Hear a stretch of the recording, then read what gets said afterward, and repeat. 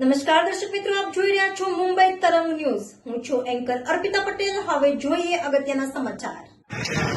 ધારી ગીરના વન વિભાગ દ્વારા ચાઇનીઝ દોરી સામે શરૂ કર્યું ઝુંબેશ, જ્યારે ગીર પૂર્વના વિસ્તારમાં વન તંત્ર દ્વારા ચેકિંગ કરાયું.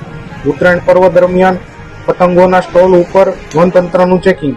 ડીસીએફ રાજદીપસિંહ ઝાલા દ્વારા સરસિયા રેન્જ સહિતના વિસ્તારોમાં સરપ્રાઇઝ ચેકિંગ હાથ ધરાયું.